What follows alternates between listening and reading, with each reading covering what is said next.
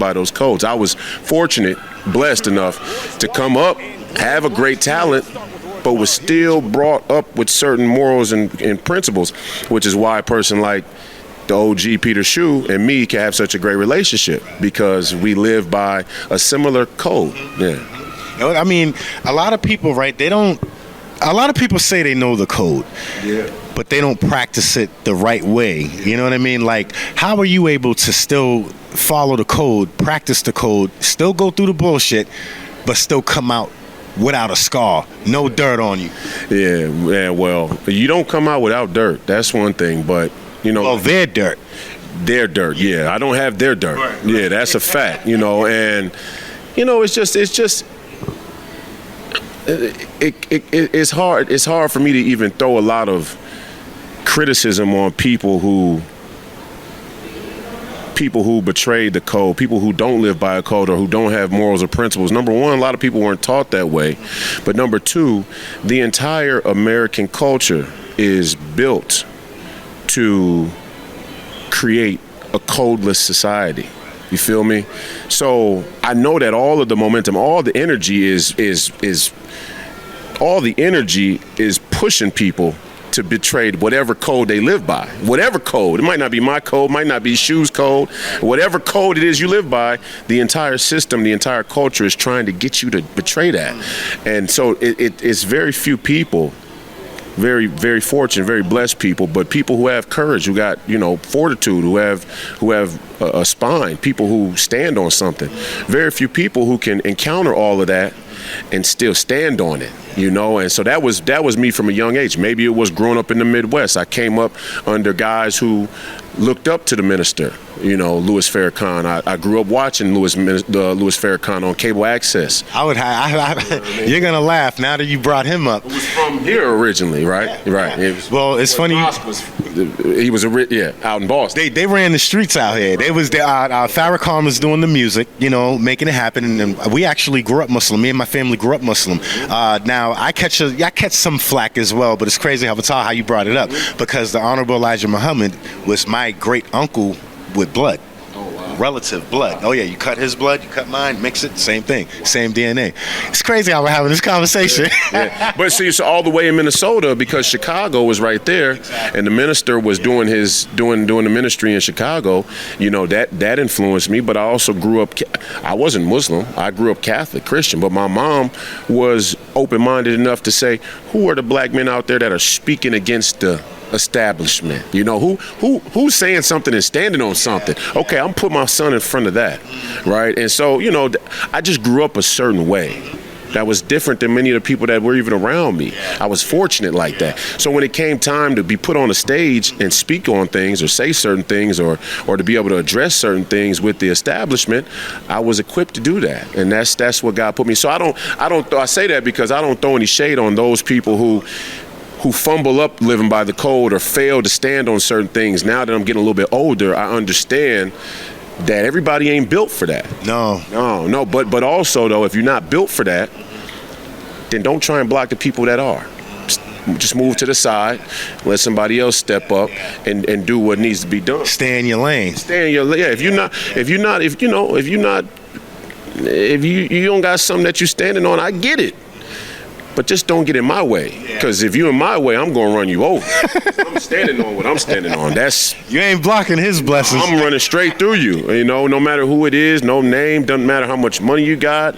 You know, for example, like my time in the NBA, everybody would know me from this NBA story, and I see so many black people comment online, and they in one sense they say the white man's keeping me back, but in another sense they take all the information from the white man, same white man, right? White man's oppressing me, white supremacy, racism, so on and so forth. But then when you go to comment on social media, or you go to form your worldview or whatever it is that you're thinking about or talking about, you referencing the same material that came from the same people, right? So it just, you know, I get it. It's easy. It's convenient. I'm gonna go speak on Royce White. What's the first thing I remember? Let me Google him, all right? And is what pops up is whatever Yahoo said. Like Yahoo is really telling the fucking truth, right? And so now I'm gonna go back to the comments to try and get some clout or some likes or whatever. And I'm just bringing that up as an example because my My fight with the NBA wasn't an insignificant one. It was very significant. And pro sports is not insignificant. I always tell people now that I'm running in politics, you can't separate sports and politics. Yeah. Politics are sports, sports are politics, and the sports are never off, just like the politics are never off. That's why you can watch sports 365 days a year, right? Yeah, you're absolutely right about that. Yeah, and guess what? And now more people know more about sports than they do politics. You think that's by accident? No. No, sports is the new religion, right? First it was politics was the new religion, and now sports is the new distraction, right? Yeah, so when I went to go fight the NBA in 2012 about mental health, and I came in and I was public about dealing with anxiety and which was smart. Yeah, I mean, for me, I didn't see I wasn't hiding anything, right? Because I wasn't in trouble. Most of the time when you hear people talk about mental health, they always have gotten in some trouble, right? Like I was drinking and driving, and now I'm going to say I'm an alcoholic, or I got caught in some crazy sex scandal, I'm a sex addict, or I'm a drug addict. I got caught with some work, and now even if it happened one time. Even if it happened one time, yeah. But but that ends up. And I'm not saying those people don't have those issues. I'm just saying that wasn't my story. My story was, look, I'm dealing with anxiety. A reporter asked me about it. I happened to slip and just say it. I wasn't hiding it, but I wasn't trying to, make a big deal out of it either. But once it was said, and then it became a big deal. Like, this kid, what's he talking about anxiety? He don't know other Division I players that are leading their team in every major stat category in the best conference in the country. Nobody else talking about their mental health conditions. So it became a big deal. But my story wasn't I had gotten in trouble. My story was I'm crushing these motherfuckers with an anxiety disorder. How is he doing it? Like, I used to get this question from reporters all the time. You say you anxious, but how you go play in front of 17,000 people? And I'm like, I'm more comfortable there sometimes than I am 30,000 feet in the air on a plane. Don't ask me why. I don't know why. It's just the way I'm. That's deep. But what I'm saying is, like, that story was a big deal at the time. A lot of people wouldn't even remember it now because everything moves so fast. But at the time, athletes weren't talking about mental health. Public figures weren't talking about mental health. Celebrities weren't talking about. Black men weren't talking about mental health. Black women weren't talking about mental health. Everybody talking about mental health now. Oh, now hold on, but now we gotta say the reasons why who they use now, what they use. COVID now opened up a lot of doors. Oh man, look, we could get No, this is what really happened. Right. Please tell it. I'm gonna tell you what happened from the beginning because I was there. Yeah. I was in the room. I came in at a time where mental health science, the science of mental health, was starting to kick up, right? Like, there had been a lot of research done, there had been a lot of studies done, there had been a lot of conclusions that were made about certain mental health conditions and different ways to try and treat them, different non-pharmaceutical therapies, right, such as biofeedback machines that really just focus on breathing and homeopathic stuff, right, because there had been a lot of criticism against the pharmaceutical industry for psychiatric medicine. Now this, in the 90s and 2000s, was on the tail end of the 60s, 70s, and 80s, being a time where mental health, from a government standpoint and policy standpoint, had been completely uprooted. Remember, in the 60s, they closed the mental health hospitals. So the 70s and 80s, which coincided with the drug wave, not by coincidence probably, this was a failure of the mental health system. In the 90s now, people are just starting to tap back into it to figure out, why is the society so sick? People are really having problems, big problems. The homeless community was like the representation. Well, see, that's still that's still the representation to this day. But now it's the young white teenage girl who has two parents and is in high school, and she's getting good grades, but she's still suicidal. Okay, making sense. Okay, so it was bubbling, right? It was easy to look at the homeless and go, well, why is this guy walking down the street tapping himself on the head? Versus the white girl. You feel me? Yeah. So that was the narrative. But not just the white girls, though. I'm not picking on them, but it's just a fact that white men commit suicide 3 to 4 times more than black men, right? Black men are more likely to shoot each other. A white man is more likely to shoot himself. Yeah, okay. So, but Pick up what he's putting down, y'all. So when I come in now, it's right at this moment where social media is taking off, right? Facebook, Instagram, Twitter. Remember, in 2010, this shit was just starting to take off. What it is now is out. Nobody could have even imagined it. The people who started it couldn't. I mean, they probably imagined it, but they couldn't even imagine how big and influential it is now. There's nobody back then. I remember when we had the sidekicks for T-Mobile, and I love those things. But you never logged on MySpace because it was too difficult. Right. You had to get to a computer if you really wanted to be active on social media, right? Because it wasn't built together like that. Now the first app you get on your phone is a social media app. Okay, right. So when I was coming in 2012 in the league, it was just starting to kick off. I didn't understand at the time why the NBA didn't want to talk about mental health. I didn't understand why the NBA didn't want to spearhead the mental health conversation, or why they didn't want to put mental health policies in place. Like when I came in the league, our collective bargaining agreement didn't have a single mention of mental health in the entire document. There wasn't a single mention of mental health in the entire collective bargaining agreement. But marijuana's on the banned substance list.